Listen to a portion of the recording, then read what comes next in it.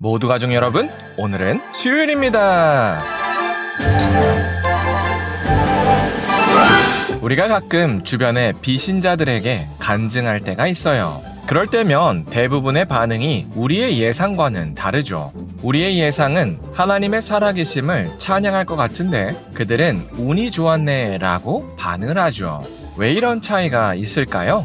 그 답이 바로 오늘 본문에 있어요. 그래서 오늘 묵상을 잘 들어보시면 비신자들이 우리 간증을 듣고도 하나님을 느끼지 못하는 이유를 아실 수 있을 거예요. 그러면 오늘도 묵상에 잘 참여해 주시고요. 꼭 댓글로 무엇을 느꼈는지를 나눠주세요. 그리고 이 묵상을 나눴으면 하는 사람에게 공유해 주시고요. 오늘도 좋아요와 구독 잊지 말아주세요. 아셨죠? 그러면 오늘 본문인 에스라 1장 듣고 올게요. 에스라 제1장. 바사왕 고레스 원년에 여호와께서 예레미야의 입을 통하여 하신 말씀을 이루게 하시려고 바사왕 고레스의 마음을 감동시키시매 그가 온 나라에 공포도 하고 조서도 내려 이르되, 바사왕 고레스는 말하노니 하늘의 하나님 여호와께서 세상 모든 나라를 내게 주셨고 나에게 명령하사 유다 예루살렘의 성전을 건축하라 하셨나니 이스라엘의 하나님은 참 신이시라. 너희 중에 그의 백성된 자는 다 유다 예루살렘으로 올라가서 이스라엘의 하나님 여호와의 성전을 건축하라. 그는 예루살렘에 계신 하나님이시라.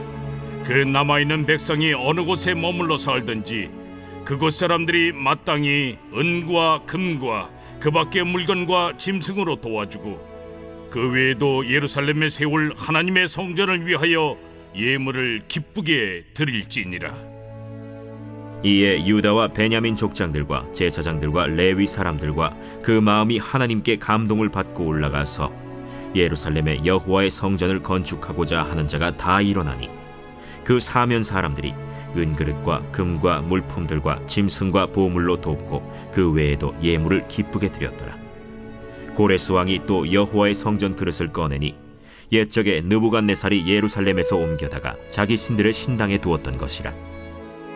바사왕 고레스가 창고지기 미드르다색에 명령하여 그 그릇들을 꺼내어 세워서 유다 총독 세스바살에게 넘겨주니 그 수는 금 접시가 30개요 은 접시가 1000개요 칼이 29개요 금 대접이 30개요 그보다 못한 은 대접이 410개요 그 밖에 그릇이 1000개이니 금은 그릇이 모두 5400개라.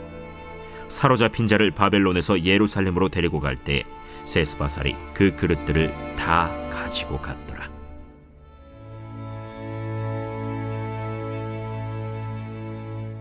오늘 본문은 예레미야의 예언대로 하나님께서 바사왕 고레스의 마음을 움직이셔서 이스라엘 사람들이 본국으로 돌아온다는 내용으로 시작합니다. 참고로 성경에 나온 바사 제국은 세계사의 용어로는 바벨론 제국을 잡은 페르시아 제국입니다. 그래서 바사 제국의 왕 고레스는 아수르와 바벨론이 포로로 잡아온 모든 나라의 백성들을 본국으로 귀환시키는 조치를 내렸습니다. 그리고 그들에게 유아 정책의 일환으로 각 민족의 신을 위한 성전을 지을 수 있도록 허락해 줬습니다. 그래서 그 조치로 이스라엘 민족도 오늘 본문처럼 본국으로 돌아가서 성전을 지을 수 있었습니다. 그래서 이스라엘 포로 귀환 사건을 객관적인 시각으로 보면 바사 제국의 고레스 왕이 실행한 유아 정책의 결과로도 볼 수 있습니다. 그러나 포로 후 70년 만에 돌아온다는 예레미야의 예언을 알고 있던 이스라엘 백성들에게는 이 사건은 단순한 사건이 아니었습니다.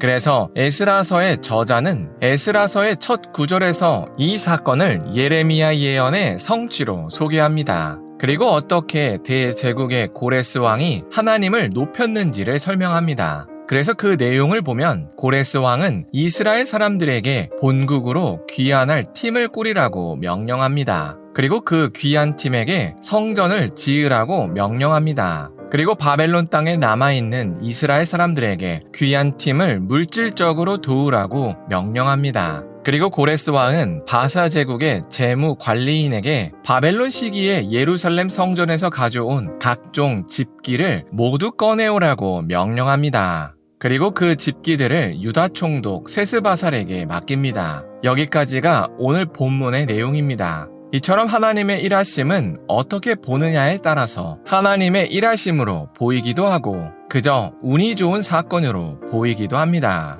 그래서 우리가 아무리 주변 사람들에게 우리가 경험한 하나님의 일하심을 간증해도 그들의 귀에는 그저 운이 좋은 개인적인 경험으로밖에 들리지 않습니다. 왜냐하면 그들은 하나님을 모르기 때문입니다. 그러나 반대로 오늘 본문의 이스라엘 백성들처럼 그 사건이 일어나기 전부터 하나님과의 교제가 있었던 사람에게는 그 사건이 하나님의 일하심으로 느껴집니다. 왜냐하면 그 사건이 일어나기 전부터 하나님과의 사전 교감이 있었기 때문입니다. 그런데 잘 생각해보면 우리도 처음부터 하나님과 교제했던 건 아닙니다. 왜냐하면 사람은 태어날 때부터 하나님과 교제가 끊어져서 태어나기 때문입니다. 그런데도 우리가 지금처럼 하나님의 일하심을 느낄 수 있다는 건 엄청난 은혜입니다. 왜냐하면 우리가 하나님을 모르고 살던 삶의 어느 시점에 갑자기 우리가 하나님을 만났기 때문입니다.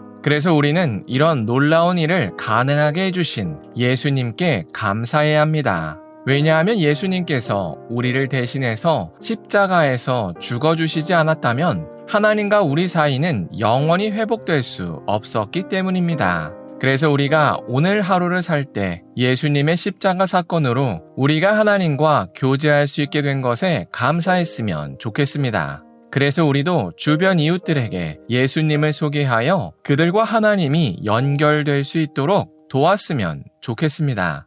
기도하겠습니다. 사랑의 하나님, 고레스 왕이 이스라엘 민족을 본국으로 귀환하게 한 조치를 나눴습니다. 이처럼 하나님의 일하심은 하나님과 교제하는 사람만 느낄 수 있다고 고백합니다. 그래서 우리가 예수님의 십자가 사건으로 이렇게 하나님과 교제할 수 있게 된 것에 늘 감사할 수 있게 하여 주시옵소서. 그래서 우리도 주변 이웃들에게 예수님을 소개하여 그들과 하나님이 연결되도록 도울 수 있게 하여 주시옵소서. 예수님의 이름으로 기도합니다. 아멘.